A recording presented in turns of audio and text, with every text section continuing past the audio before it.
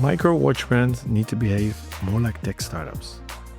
This article is something that has been floating in my head for many years, over a decade. As I've been personally active as a professional in the watch industry since 1998 and in the tech sector since the year 2000, I've always loved the different dynamics in both sectors. In the tech sector, I've co-founded 3 tech startups, invested in a handful as an investor, and mentored dozens of tech entrepreneurs. And the thing I love the most is the innovation, the speed, and volatility of the markets.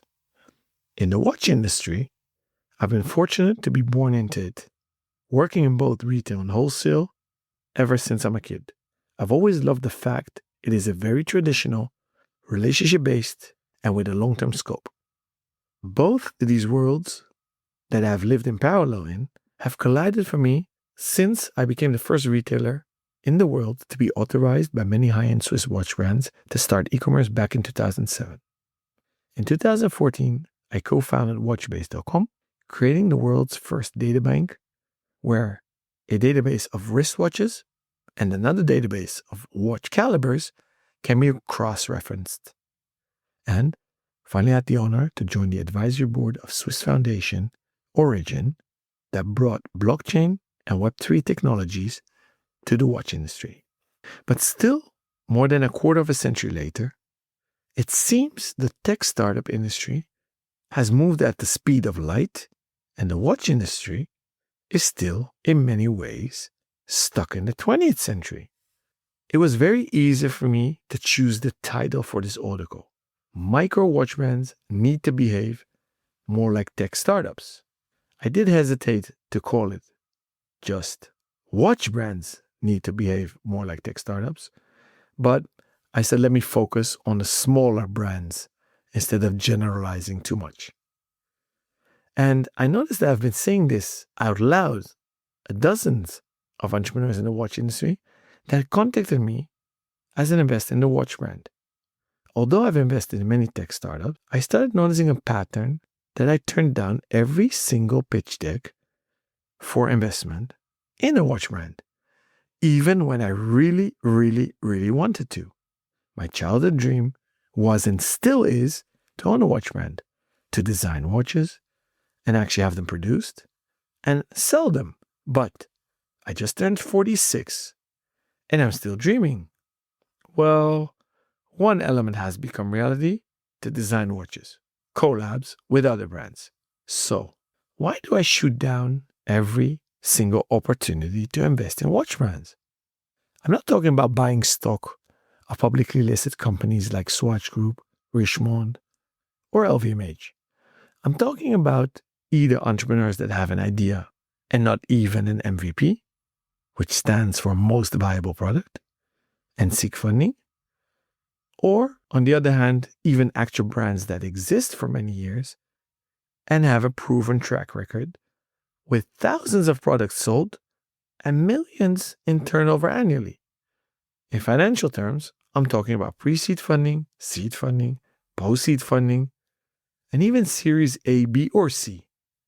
And I did invest in all of these kinds of types of investments for the tech sector. While sitting down to write this article and reflecting back on all these opportunities I've passed on, I guess the red threads were A, lack of innovation. These startups did not bring anything new to the table. Or B, they don't have an exit strategy. Many of them did not even think of the concept of exit. Or C, they can never become a 10xer, and that's a term used to indicate you can get a return that is at least 10 times your initial investment. Or D, the founder should not become a CEO and lacks the social antenna to accept criticism. Often, a founder is maybe a creative and not so much an all-round manager that can actually lead. So, this begs the question, did all these red threads in the tech startup I invested in prove the hypothesis positive? Well, the answer is hands down yes. In the last 3 years, I've received so many pitch decks for new and existing watch companies that seek funding. I'm talking about investments as small as 100K and as big as 10 million. I currently have more than 7 options on my desk. I noticed that many of them have the same bottlenecks. That made me wonder, why do these companies not behave more like tech companies? But I came up with another idea. Why has no one ever started an incubator in the watch world, like you see in the tech startup scene? A technology business incubator is a type of business incubating which focuses on organizations that help startup communities and companies and individual entrepreneurs which use modern technologies as their primary means of innovation to develop the businesses by providing a range of services, including training, brokering, and financing. Much like actual incubators help a prematurely born baby live. A business incubator and a tech incubator helps tech companies survive in their earliest stage. Incubator programs help startups grow and gain traction in the market by giving them essential physical resources, i.e., actual office space, for example, to crucial support like mentoring and acquiring real customers. The most famous incubator is Y Combinator. If you're interested to learn more about it, just Google it. Y Combinator alumni are Airbnb, Dropbox, Twitch, Stripe, and many more. So if you think this is a good idea and you're up for it to create a group that sets up this watch incubator, hit me up. I'm very much interested to do a deep dive and see if it's a viable idea. But I'm deviating here. Sorry. Let's get back to see why I think watch companies should behave more like tech companies, especially smaller brands, like micro brands, but not solely micro brands. What valuable lessons do I think the luxury watch industry could learn from the tech startup world to enhance innovation, customer experience, and business models? 1. Embrace digital transformation. Tech startups are at the forefront of digital innovation, and the watch industry can benefit from adopting digital strategies throughout the customer journey. This includes utilizing digital tools for personalized advice, virtual try-ons, and improved post-sale services. One of them that I can emphasize over and over, which I've been doing for over 25 years, is giving real-time updates of all the after-sales process of repairs and consumers' watches. It is the rule and not the exception. Consumers hand in their watch at ADs, monobrand boutiques, or direct at watch brands HQs, and they usually get contact only once or maybe twice during the whole process. That seems like a black box. If it's not a warranty case, they'll get a price quotation and a rough estimate of when the repair is ready, an estimate that 99% of the time is off, and in brackets, 99% of the time late and never early. And then you get a call or notification when it's ready to pick up. Often without a good explanation of what has actually been done to the watch during that after-sales process. 2. Focus on customer centricity. Tech startups often prioritize user experience and customer needs. The watch industry can learn to put customers at the center of their strategies, creating seamless omni-channel experiences that blend digital and physical touchpoints. On a macro level, watch brands need to start asking openly what consumers want and actually make what they want. Then they need to shed that feeling of superiority and arrogance. Brands do not feel equal or even inferior to the buyers. They often think they're God's gift to humanity and that consumers should thank them on their bare knees that they exist and that these consumers are allowed to buy their watches. I always say, in every company that I'm involved in, we exist thanks to one single reason: the consumer. Without them, you're dead in the water. Do anything and everything the consumer wants. 3. Leverage data and analytics. Tech startups excel at collecting and analyzing data to drive decision making. The watch industry can harness data to gain insights into customer preferences, optimize services, and create more personalized experiences. I often and sarcastically say that the big watch groups are run by Excel managers. Managers that live in an ivory tower and have no idea what actually happens in their markets where they sell their watches. So, of course, there are watch brands, almost all the big ones, that are specialists in leveraging data and analytics. I have hands-on experiences with the Rolex Group as a retailer that are kings at doing this. And as a longtime consumer of Patek Philippe, I know they leverage their data on a micro level. But these are exceptions to the rule. Too many watch brands think that reading comments on their Instagram post is enough market data. That being said, too many brands don't even read, or even worse, comment on feedback that is left on their social media channels or on blog posts on other media written about their products. That's free market data. In this day and age of the internet, you have so much free data. With the meteoric rise of AI, you have free tools to process and analyze this data as well. 4. Accelerate innovation cycles. Tech startups are known for their agility and rapid innovation. The watch industry could adopt faster development cycles for new technologies and materials, while still maintaining quality and tradition. The watch industry too often thinks they're a solitary industry and are not linked to either the fashion industry or other parts of the consumer markets. As the watch industry is relatively slow to adapt to changes to the nature of the manufacturing facilities and setup, they almost always lag behind other industries. But I've many times called the watch brands ostriches that stick their heads in the sand during difficult times in the hope the storm will blow by. There is a sense of knowing it all, knowing it better, because it's an old industry, and because they've sustained so many wars, crises, and downturns, they think they'll always prevail. But I always ask, what are you going to do when wristwatches have the same destiny as pocket watches, falling out of fashion?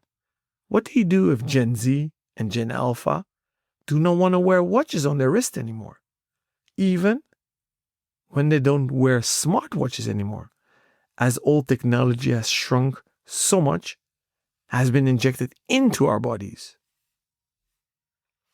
5. Explore new materials and manufacturing techniques. Tech startups often push the boundaries of what's possible with the new materials and production methods. The watch industry can learn from this approach to develop innovative components and manufacturing processes, such as 3D printing and advanced milling techniques. We've seen such a huge leap in the last 2 decades. Think of case materials, silicon and movements, and hybrid techniques. But why was Dutch watchmaker Michiel Holterich for a long time the only one creating 3D printed watch cases? Why did the Zenith Inventor caliber and the Parmigiani Fleurier Sans Fin watches never actually been produced? Why is the Frederic Constant monolithic with Dutch patent from the tech startup Flexus so difficult to make and in such quantities? Why don't we see real utility NFTs and open source blockchain solutions in the watch industry? 6. Embrace sustainability and circular economy. Many tech startups prioritize sustainability and environmental responsibility, the watch industry can learn from this by implementing more sustainable practices and exploring circular economy models, such as supporting the second-hand market. There are, of course, many and great initiatives, with a big shout out to watch brand ID Genève. But the big brands seem to do a lot, but in my humble opinion, it's too much of greenwashing and too much of window dressing. It's too little, too slow. Watch brands need to become more transparent, be more inclusive, more sustainable, and work more together. So don't just talk the talk, but actually walk the walk. 7. Collaborate and form partnerships. Tech startups often collaborate with other companies to accelerate growth and innovation. The watch industry could benefit from forming strategic partnerships with the tech companies or startups to enhance their digital capabilities and reach new markets. Even within the big groups, brands compete with each other. It seems the sense of distrust and competition has been ingrained in the DNA of the watch industry for centuries. Although it's very ironic, as the Swiss watch industry was formed as a network economy, as the farmers in the mountains were snowed in during the winter and therefore started making spare parts for the watch industry. The term manufacture in the Swiss watch industry actually never existed. Industrialization and verticalization are something from the late 1970s. Although I love the fact that more and more watch brands teamed up to create watches together. Think of MB&F and Bulgari, Frederic Constant and Christian van der Klauw, and H. Moser and C. together with Studio Underdog. This was unthinkable several years ago, but still, this is done as a marketing exercise. It isn't a holistic approach to push boundaries together, something that would be the sole purpose of a watch incubator. Maybe not such a bad idea in the end. By adopting these lessons from the tech startup world, the luxury watch industry can innovate and adapt to changing consumer expectations while preserving its rich heritage and craftsmanship. And from a financial point of view, smaller watch brands and or new players in the watch industry that seek funding don't think about what it's in for the investor. They always pitch from a point of view why it's good for them. And often they present something that is 12 in a dozen. When asked why it seems copy-paste, the answers are often because it's worked for them, it has to work for us. 0 on the scale of innovation and thinking outside the box. Dear friends in the watch industry, please do me a favor and yourself a favor. If you have not read the books, Start with Why by Simon Sinek or From 0 to 1 by Peter Thiel, please do. And keep in the back of your mind that you mentioned in your pitch deck why you are a 10x company and how investors can get their money back. Are you going for an IPO? Are you going to buy back their shares? Are you going to sell to a big group like LVMH, Swatch Group, or Richemont? And since I'm on the topic of improving pitches, here are some friendly and free tips. Please keep the following format in mind. Title pitch, executive summary, the problem, the solution, why you do what you do, how you do it, why you need funding, how much funding you're seeking, add a P&L plus a cash flow planning. Please do add a SWOT analysis of both the company and the founders. Add a competition analysis. Please do try to figure out what your USP is, your unique selling point. List who the management team is and add the LinkedIn profiles of all members. And always end with a slide where you can find all the contact details. Too often, I get pitch decks sent that there are no contact details of the founders on it. Remember, investors want to talk to the founders. Hope you've enjoyed my second article. I've enjoyed writing it and recording it. Now, David, Rob, and I will sit down together and record the second part of this episode, the actual article analysis. Sit back, enjoy the ride. Thank you for that, Alon. A year in the making, and it certainly shows. I hope everybody had their morning coffee before listening to that, because there was a lot to wrap one's brain around. Are we going to be able to address every point? We're going to do our very, very best. Welcome to the studio, both Alon and David, for this Audicle analysis. How are you both? I'm good, thank you. This was indeed a long time in the making. As you heard, I started a summer ago writing it, had to digest it, got a lot of other things in between to process and work around. But the idea actually is in my head already for over 12 years, actually. But I'm very curious what you guys think. One thing that I take away, just an overall tone from your article, Alan, is that tech is a good thing, because otherwise you wouldn't be saying that micro brands should have to act like tech startups.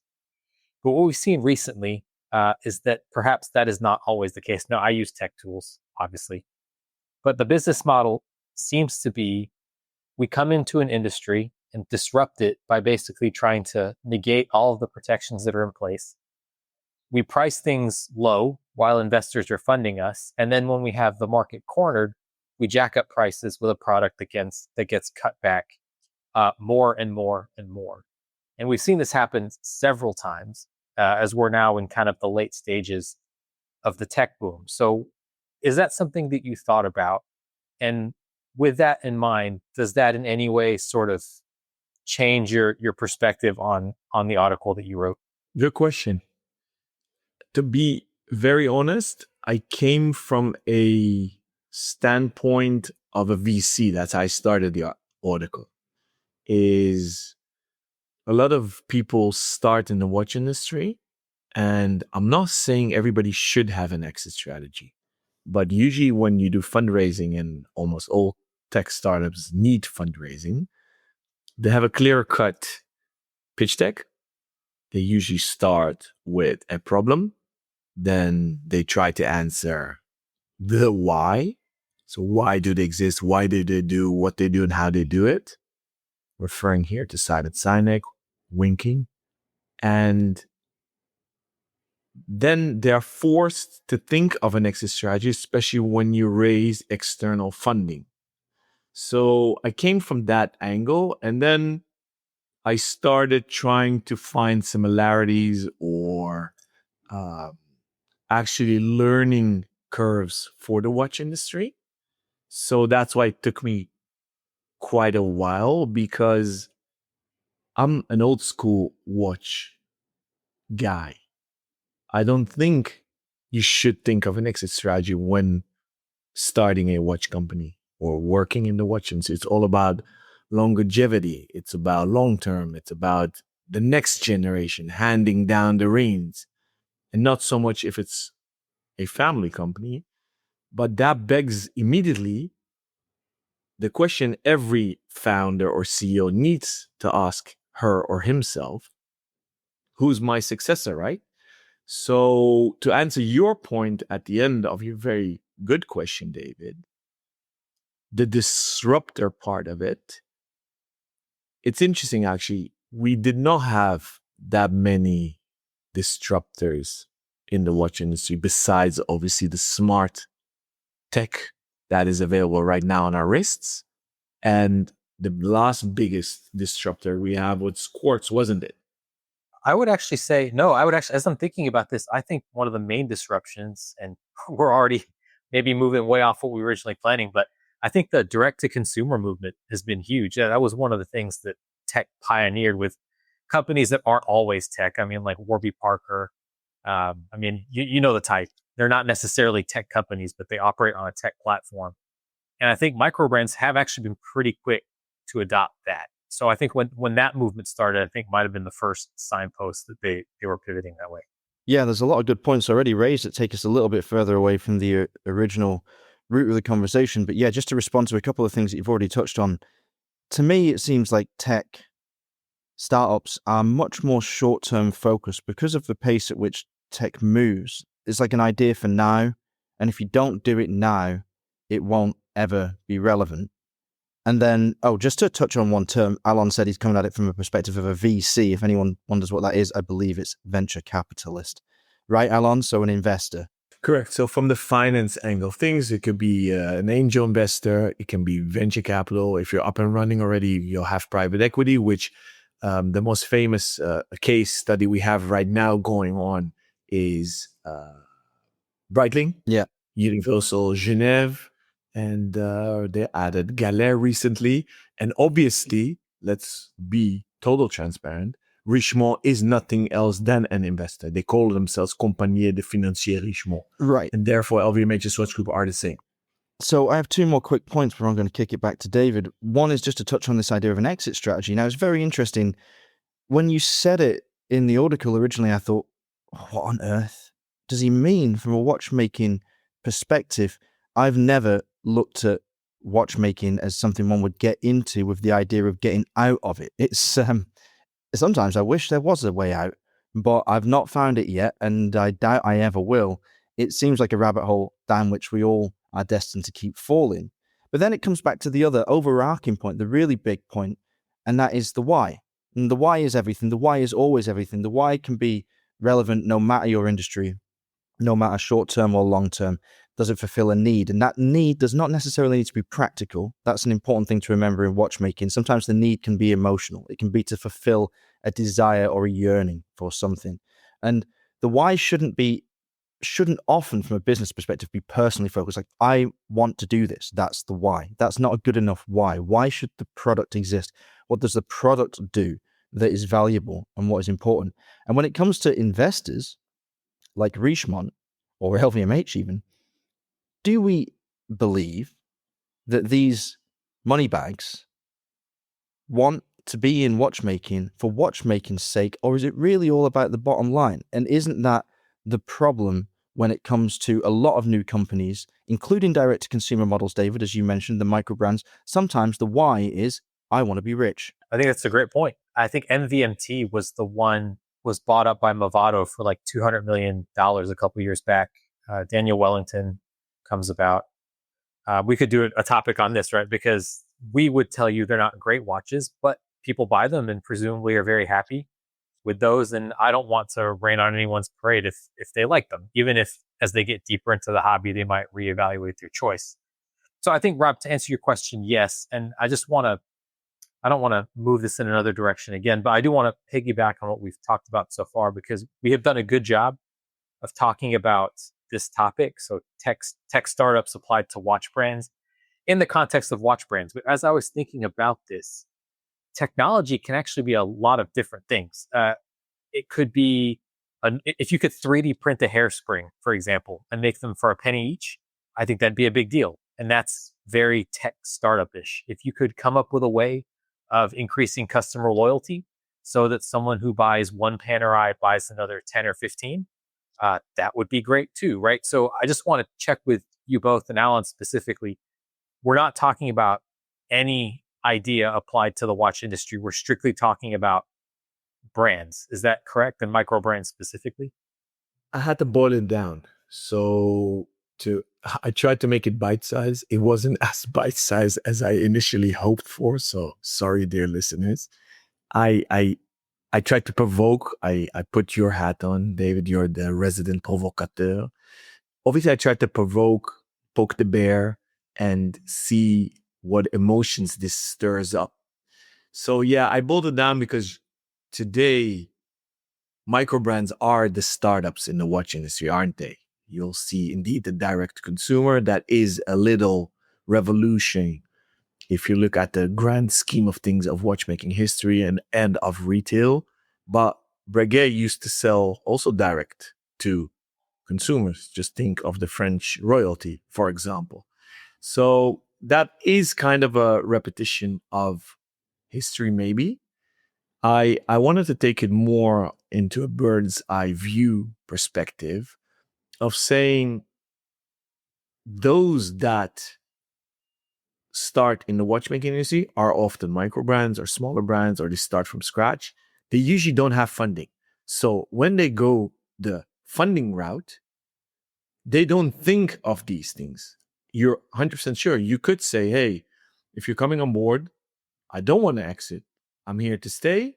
And don't come on board if you want to get rich, which is fine. You could do it to preserve a métier d'art. You could do it out of a charity point of view, or just to preserve the trade or the watchmaking industry. So I took that corner and go from there, and that was basically the trigger for me, by saying, hey, why don't they think of these things? And then I took it further, that they don't really focus on what makes them unique. And it's fine if you revive a heritage brand. I mean, we had Simon on the show with Monsieur. We could study the Argonaut case, which is a very interesting case if you want to, Rob. And we could look at Colloquium, which is trying to do things different, but is it really revolutionary? And do they disrupt things? And if we have time, or we can do a part 2, very valid point. What if we just look at technical innovation in the watchmaking industry? Are they breaking the mold, like these hairsprings you're talking for $1? Back to you, David. I want to jump back to what you and Rob said previously, because he made a great point. He mentioned brands that maybe aren't as legitimate in the watchmaking space. And so I'm sort of wondering if, when we're talking about this topic of micro brands acting like tech companies, should we have a little bit of implicit bias, because we're really saying the micro brands that we like? Because as I'm thinking about a company like Daniel Wellington, for example, I think they did act like a tech startup, and they are not granted the same level of status that an Argonaut would be granted. And the founders presumably did get rich, and it's still working very well for them.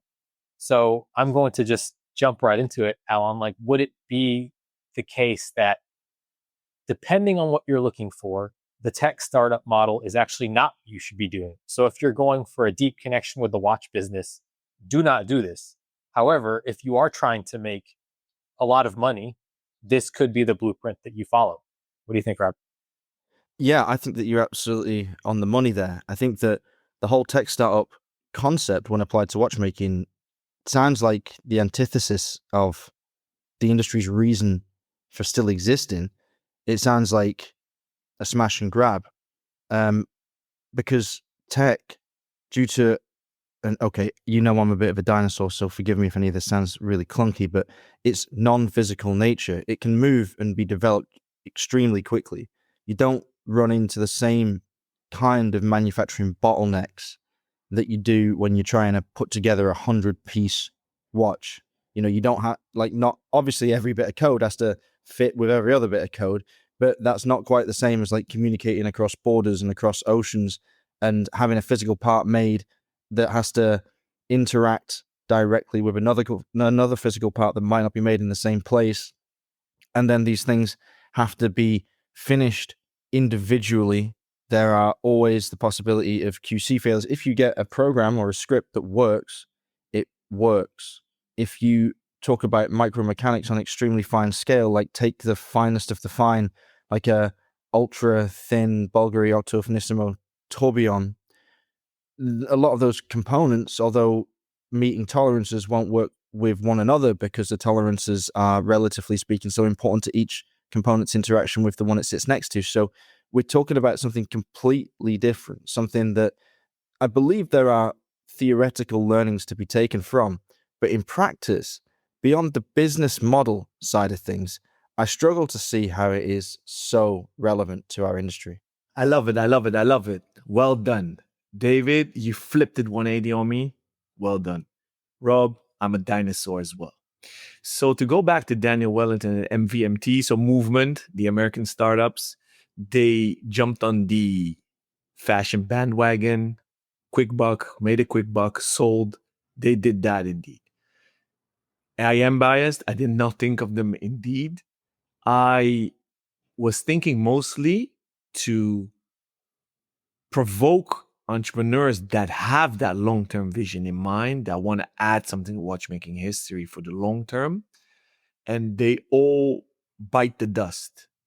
What do I mean by that? They often lack guidance, training, knowledge. They go seek funding without a clear-cut strategy, and they go bankrupt, bust, or they just don't make it. So they've never reached the heights of success that you might dream of when looking at a Daniel Wellington or MVMT, or you maybe not dream of that success. But one thing is crystal clear. If you want to endure, you need to sell, and you need to sell product. And if you take money from external parties, you need an ROI, you need return on investment. You need to turn a profit. So I've seen too often that many entrepreneurs that start can't even pay their own salaries. So this article was written from a perspective to give back. That's what we do on the Real Time Show. We want to share knowledge. We want to share passion. And that's why I ended my article with some tips and tricks. And I do want to extend those here in the analysis part of the episode by saying, hey, if you're an entrepreneur, reach out to us. We are happy to donate a few hours of mentoring.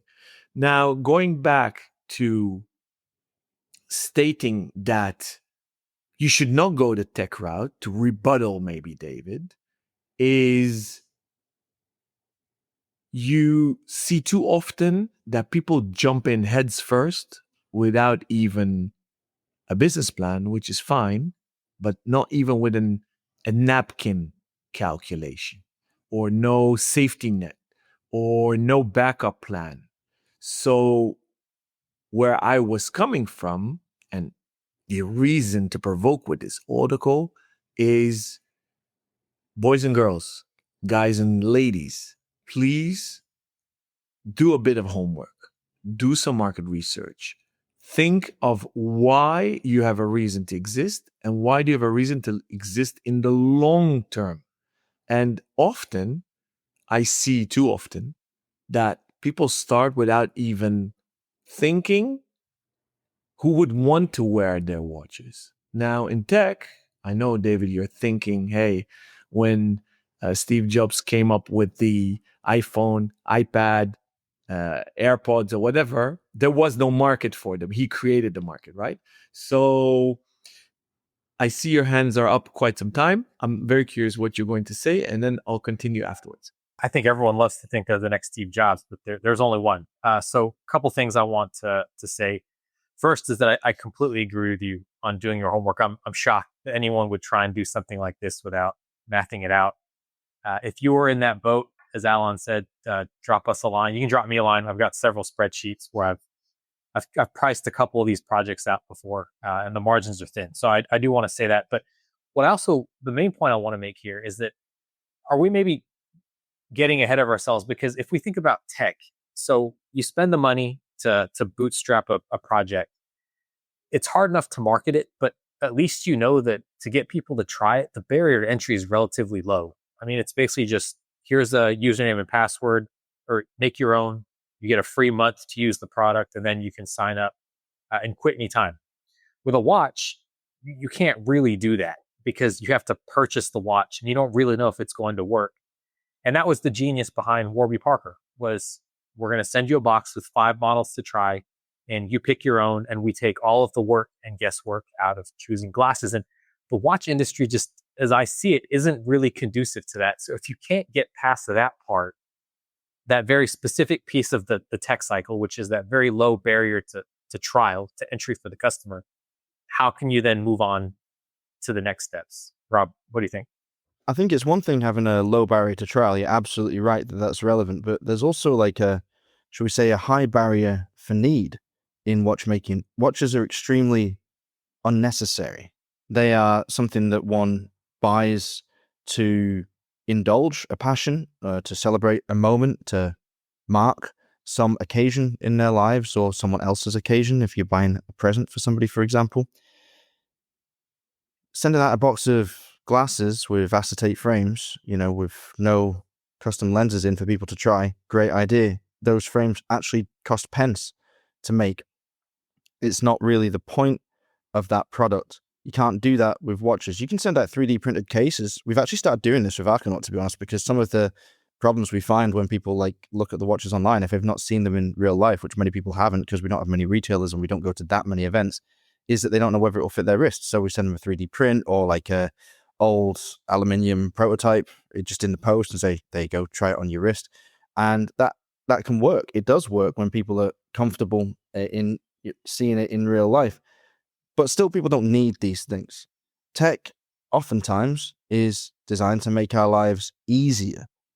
Okay, you can have games, of course, that are just fun, and that you can access them when you're on the train or when you're on a plane or when you're sitting on the toilet or something. But generally speaking, the things that have great success are things that facilitate necessary actions in our lives. Things like PayPal, for example, or Skyscanner, Booking.com. Things. Imagine how crazy someone in the early 90s would have found it to talk to them about travel, in the modern age. It's like you don't even need, not only do you not need to change your currency anymore because of the euro within our zone, at least, you don't even need to have euros because you can have a multi-currency wallet on your phone and you can just do these things immediately on your way to the airport, which you can buy a ticket for in the cab.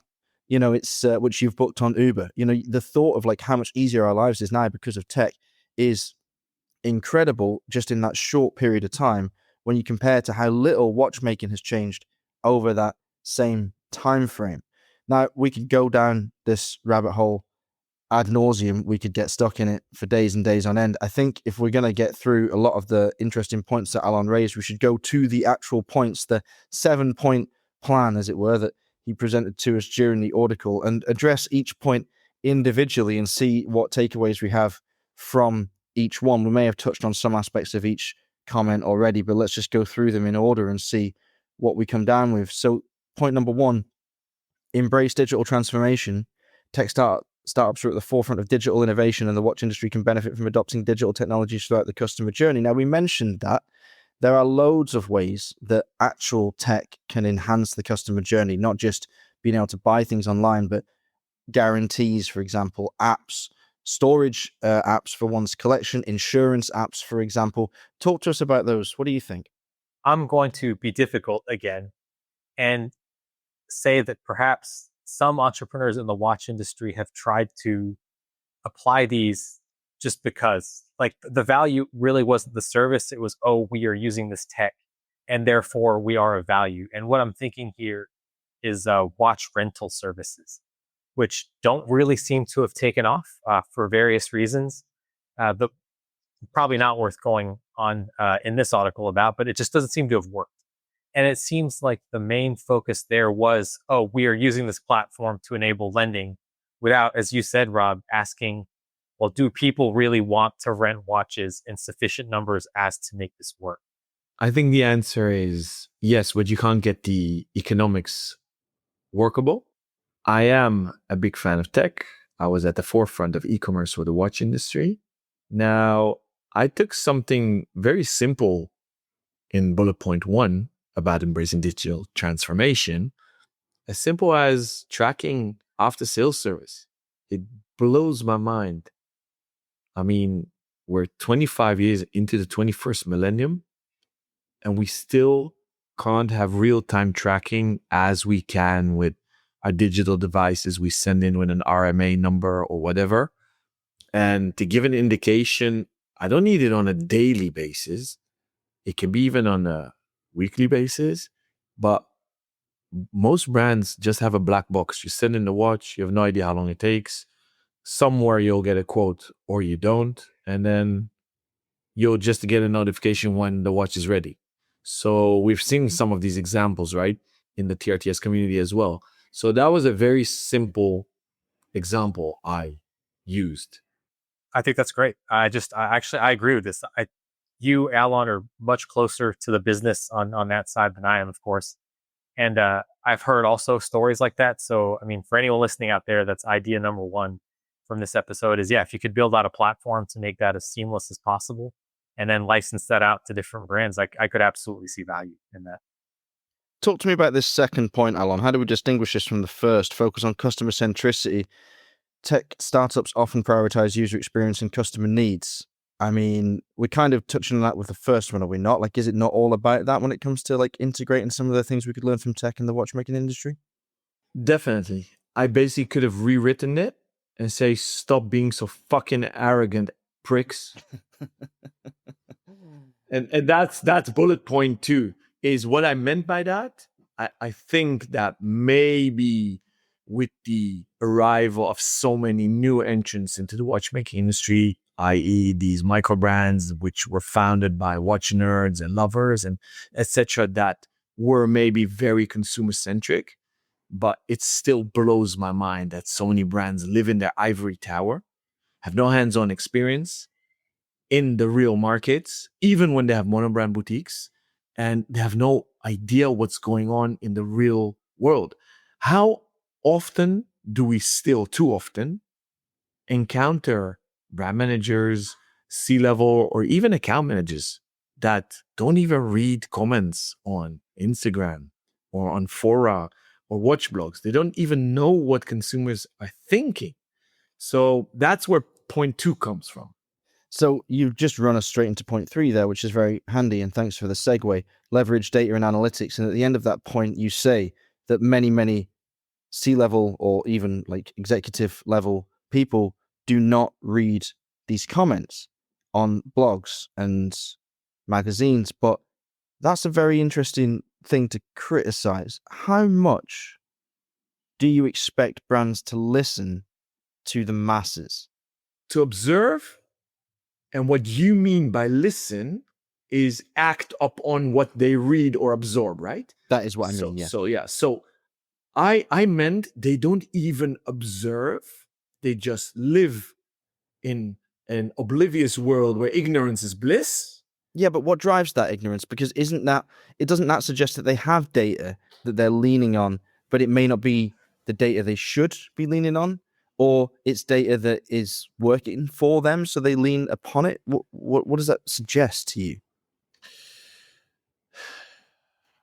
I am very much for, if you have a clear-cut vision and you had thought about it and you have a strategy and you execute on it, good for you.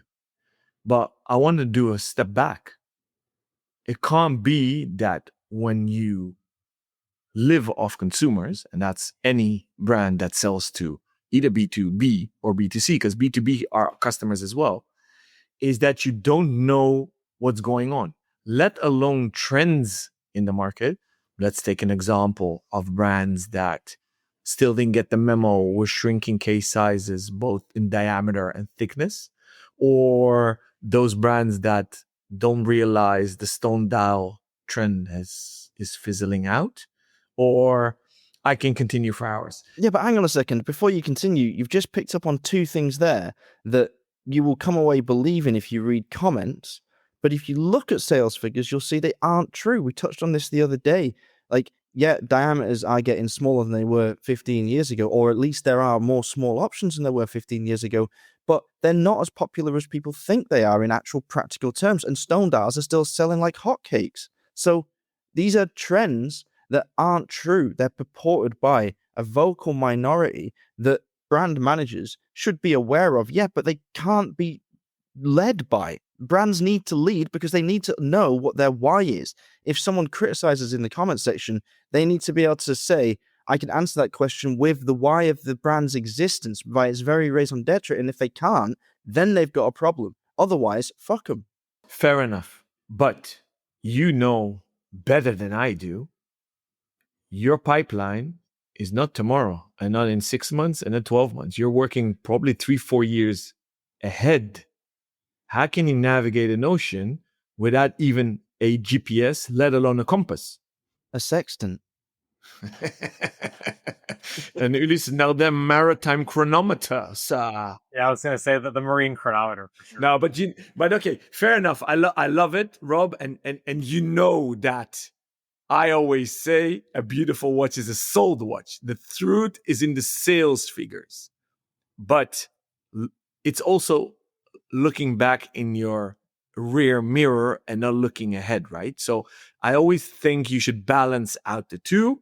And of course, this is meant to provoke, because the big groups are skewed to my side, that they're too much in the data, where they just live in Excel and whatever AI tools they use today, and actually don't even speak to consumers, that they understand that there are subcultures and there are people living in the shadows that you can't put them into a box, so you don't even know what they want, right? So, but David, please add on to this.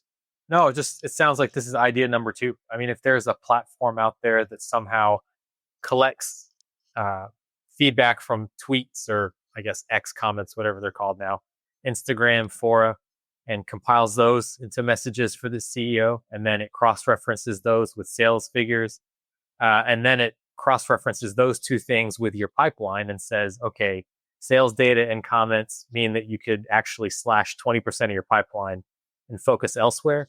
You're basically taking the workload off decision making and automating it more based on data. I think that is actually pretty valid. I'm all for being artistic in the watch industry. I think it exists today primarily because of that. It's a means of expression, but it's a business. It's got to keep making money, or otherwise the watch production stops. And so if there are a way to make less nebulous the decision process, I think that'd be great. And to your point, Rob, I have definitely talked about this a lot.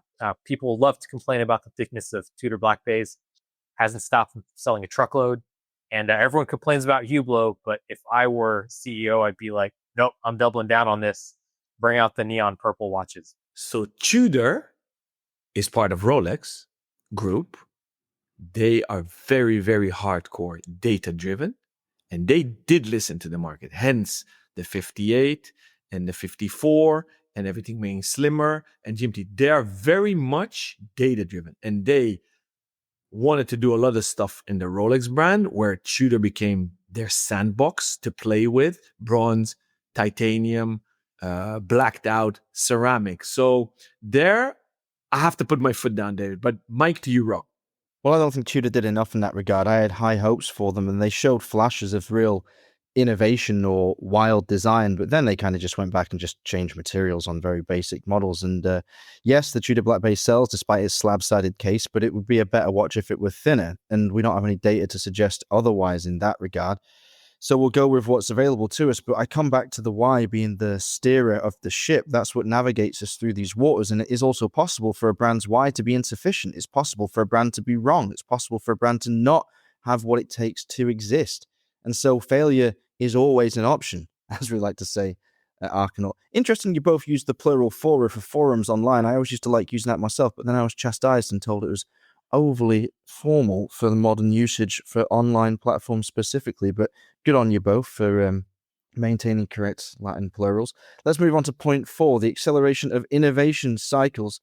Tech startups are known for agility and rapid innovation. Now, instantly we see something that we don't see in watchmaking there at all. Is it even possible, though? We gripe about it all the time, and we say, oh, we want innovation, we want true novelty.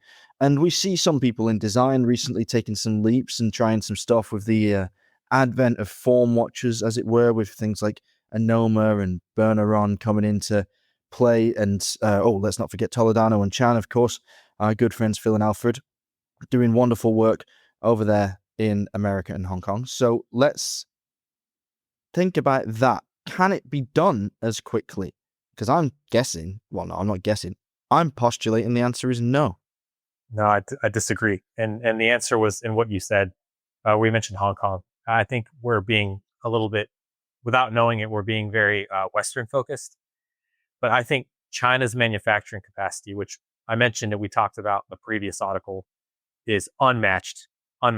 And maybe you both have more direct experience with this as well, but it almost seems to me like you can literally sketch something out on a piece of paper, and within a week, you'll have your kind of finished design nailed down.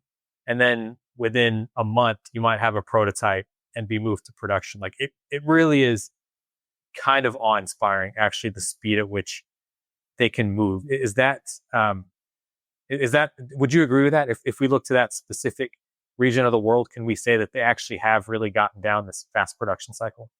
No, not really. I think theoretically you're absolutely correct, but in practice, everything takes months to get right. They can rapidly prototype something, and depending on what you're rapidly prototyping, you can get a pretty good read on whether it's going to work or not. A case, fine. A strap, fine. A buckle, fine. A component for a movement, not so straightforward. So it comes down to what kind of innovation you're looking for. Are you looking for aesthetic innovation? Because I think, like I say, we are in a pretty decent era of that with those examples that I used. But bar the Burneron, which is a Swiss-made all-gold caliber, or almost all-gold caliber, there isn't really much innovation there other than the aesthetics. And the aesthetics we can move quickly on. Yeah, no doubt about it. That's easy. They're benign inactive components, effectively. They are essential, but they don't lead to the functionality of the watch from a mechanical perspective. So, yeah, I don't know. When I think of innovation, okay, just to give an example of what I'm thinking of so you know where my head's at, because I might be stuck in a little corner that I should be let out of. I'm thinking of the Freak. I'm thinking of silicon. I'm thinking of the monolithic oscillator from Frederick Constant. I'm thinking of the Semfine from Parmigiani. I'm thinking of the Defy from Zenith. I'm thinking of these things that have been mentioned previously as true innovations. They don't happen overnight, and they certainly don't get to the point where they're market ready overnight. That's the tech I was thinking of in watchmaking. That can't be done overnight. But I think that the Swiss need to amp up their cycles because of what David said, that the Asians are breathing down their necks. And why did the Freak come about? Because they pulled together. Why was Caliber 11 invented in the end of the 60s and came to market? Basel World 1969, where Hoyer, Breitling, if I'm not mistaken, Buren, indeed, worked together.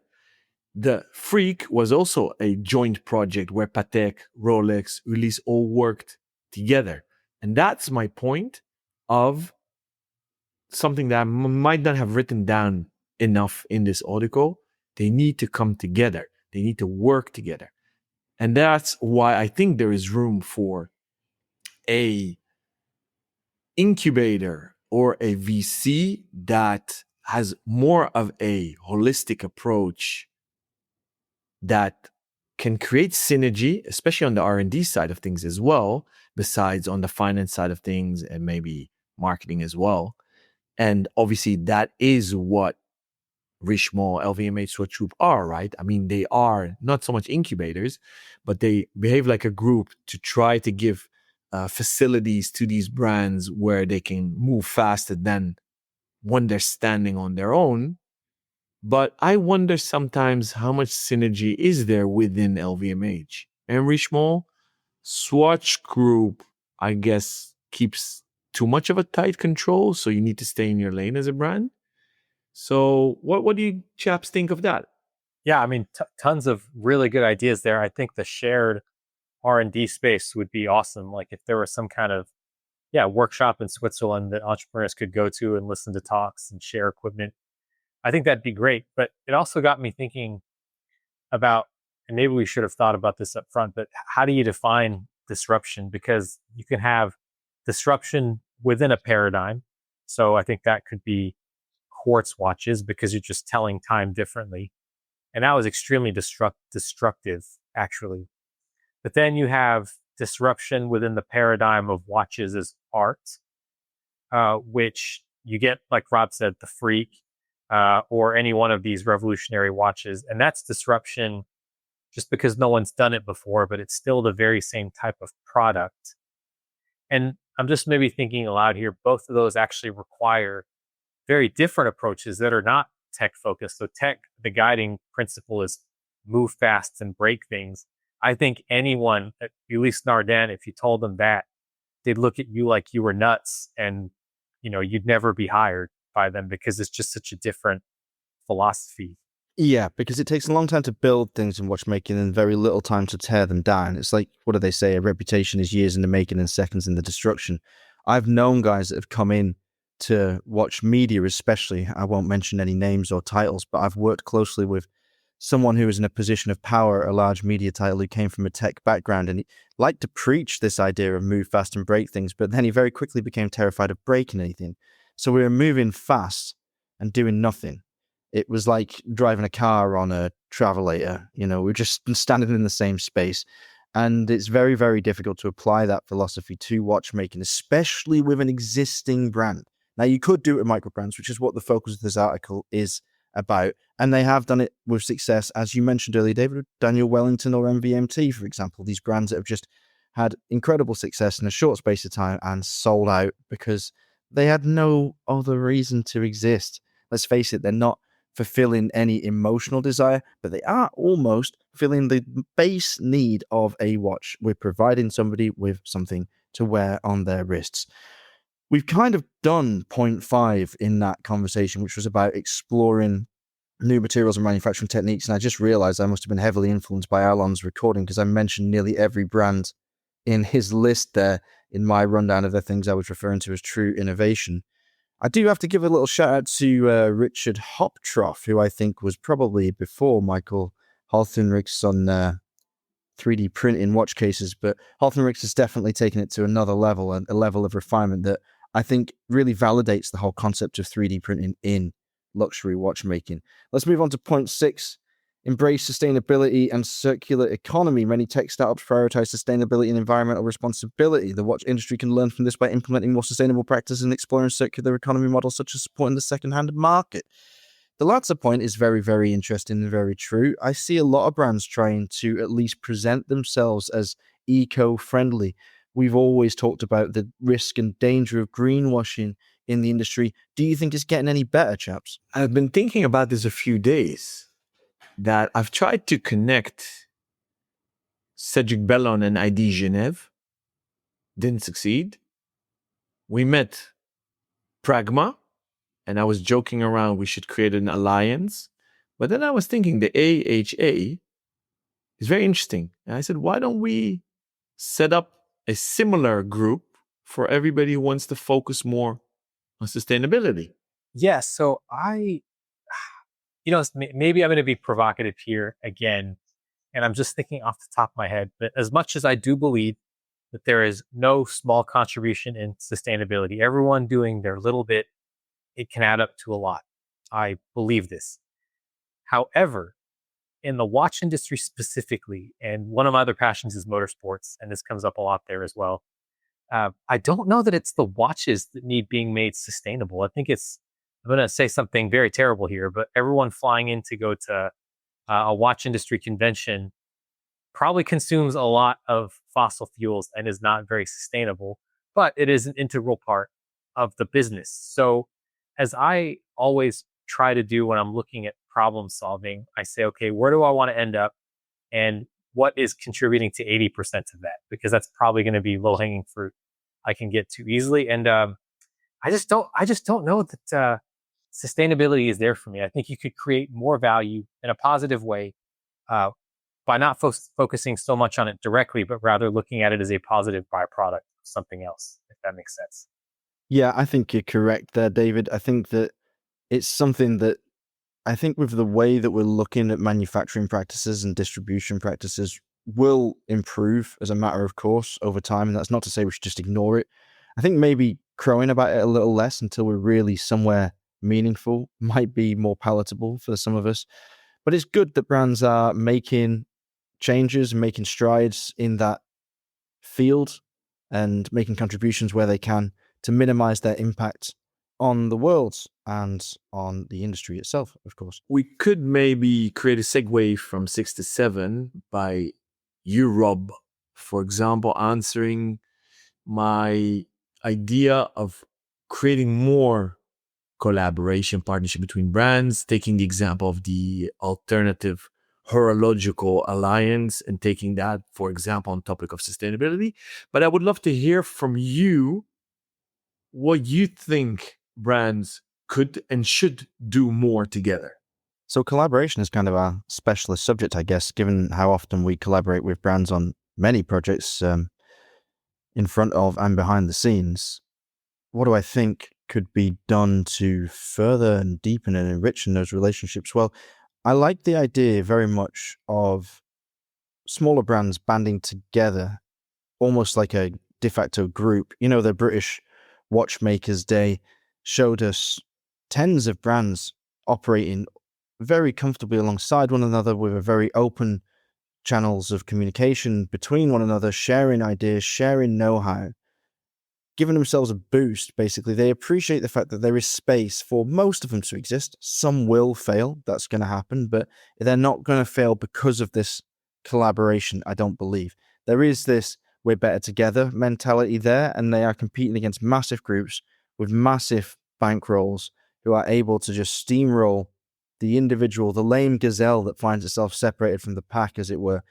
Banding together, as Nicholas Bowman-Scargill from Fears always said, is the same as a rising tide raising all ships. When something is happening, a positive swell of interest in something like micro brands or the British watchmaking scene specifically, it benefits everybody associated with it. And there is the kindness and generosity between the makers who are very well aware that they are up against it to even survive, let alone make a decent crust, that buoys this. I had a lot of sailing analogies in there with swells and buoys. That was quite good. I didn't mean to do that. That buoys this relationship for the long term. What could they do even further? Well, sustainability is an interesting one.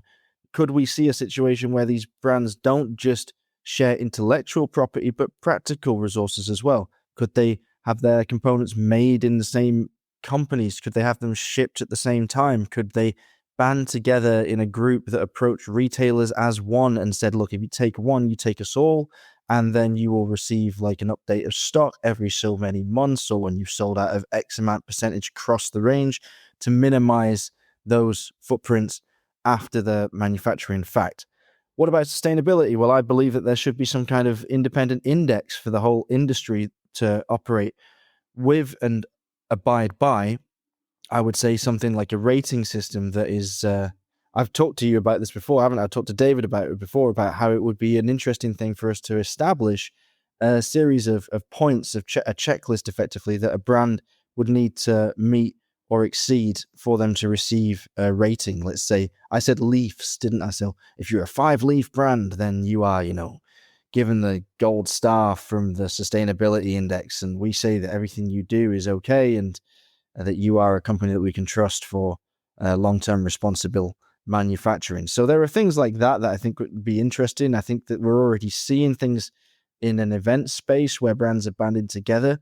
I don't know if it necessarily needs to be formal or whether it just needs to be a handshake agreement, but any way that they can collaborate to reduce their shared impact on the environment and to streamline their processes is a good thing.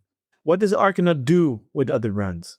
Well, not loads directly, to be fair. I mean, we'll share knowledge and we'll gladly receive knowledge where necessary. We're not British, of course, so we're not part of this cohort, so we're somewhat on the outside of that discussion. There is a growing movement in Scandinavia, as you know. There are more and more brands popping up in that part of the world, and we're glad to be one of the more visible ones there. Obviously, with James being part of the company, we have ties to a lot of companies, a lot of bigger companies like MB&F, like Debatoon, like Linda Verdelin, for example. We have a direct route to anyone in those spaces if we wanted to ask them anything. But generally, we just pursue our vision and our goal to try and be as creative as we can within the tight confines of running a small brand without investors. And there are good things on the horizon, creative innovations, I think. But, the watchmaking side of things is something I'd like to do more on. The sustainability things we're pretty good at because a lot of our stuff is made very close to Copenhagen. We make a lot of parts in Copenhagen and more in Gothenburg, where James is based, of course. And so I suppose in that way, we're doing all right in that side of things as it is, but we could do better. We could always be better. The price of the watches would go through the roof if we started making our own movements, of course. But one day, who knows, that could be a dream that I'd like to pursue. Does Arcanaut behave like a tech startup? Well, looking over the points that you've made and some of the things that we've raised today, there are elements in the way that we operate. I think Anders has quite a techie mindset because he's not a watch guy. And I'm the opposite, of course. I'm a dyed-in-the-wool watch bloke, so I am often the conservative voice to his radicalism.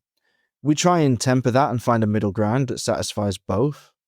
And I think that on some of our communication processes and some of the ways that we organize things behind the scenes to make the customer experience better, we're a bit techie. But again, we don't have huge amounts of cash rolling around. Our reason for being is to experiment with materials in ways that people have never done before in watchmaking and to innovate through design and science, but we don't have an exit strategy. The best thing I think we could hope for if we were to try and exit the industry would be if a Danish national company like a hedge fund or something bought us.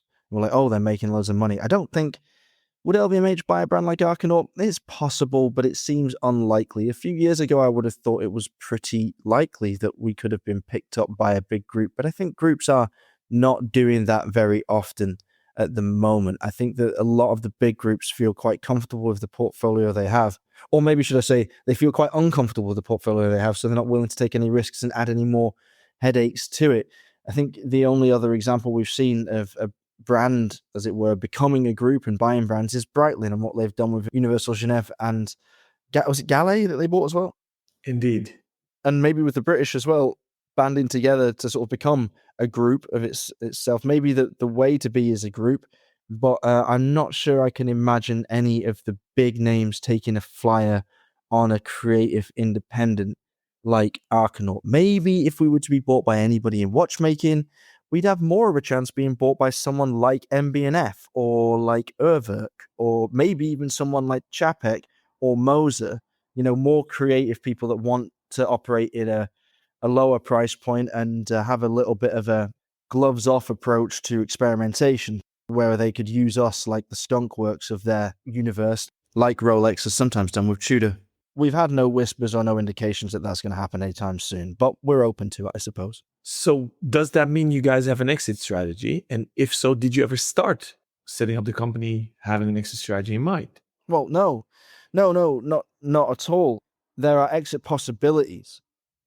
What Anders envisaged when he started the company was to create a generational label to make a name that he could hand down to his son. Now he's upheld his part of the bargain, and since he started the company, he's had a son, so he's doing all right on that side of things. He only managed that a year ago, but he's got plenty more time to have a few more, just in case the first one's not into watches. But that was his goal, to make something that would outlive us all, to exist in 100 years. That was his vision.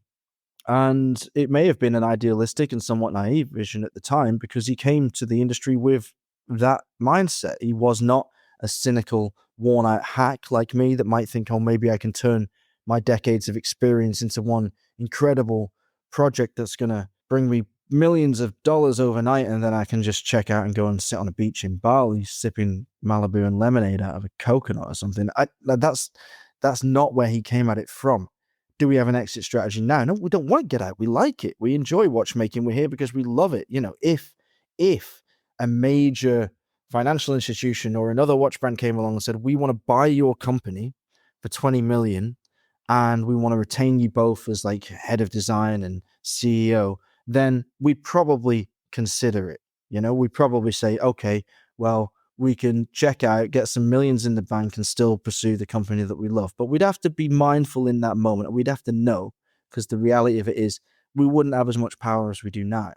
And the main reason why I joined Arcanaut when I did, like 3 years ago, was because I followed Jean-Claude Biver's advice. Get as close to the top of the company as you can, any company that you can, where your decisions can affect its outcome, where your decisions will be the reason why it lives or dies. Don't go and become a cog in a machine if you want to learn. Like, go to the place that is on a knife edge. Make those decisions. Fail until you succeed. That's why I went there.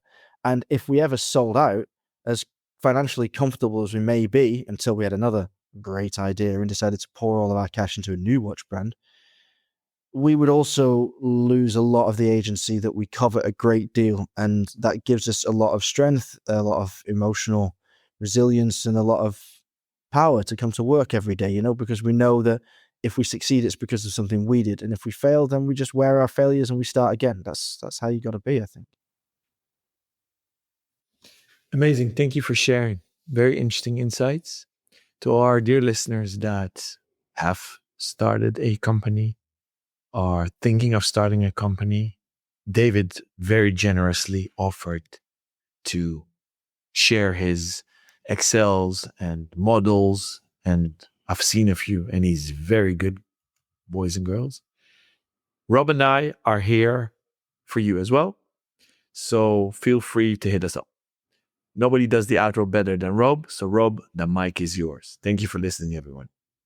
This was a pretty big Audicle and Audicle analysis, one of our longest shows ever. And to be honest, we still feel like we only just scratched the surface on this topic. There's a lot of, I think, good learnings within the things we discussed, things that we can certainly dwell on a little longer and maybe fashion into useful advice for the future for all of us, not just those of us actively involved in watchmaking, but for any of you listening that hope to become part of this industry one day. If you do want to become part of the watchmaking industry, a great place to start is the Real Time Show Network, our WhatsApp community. You can join by sending us a message, any of us at all, either via the official Instagram account for the Real Time Show, which is at therealtime.show, via our email addresses, either Rob, Alon, or David at therealtime.show, or via the official contact form on the very official website, www.therealtime.show. We'll be back soon with more top quality watch content and interviews with the innovators of this industry. Until then, stay safe and keep on ticking.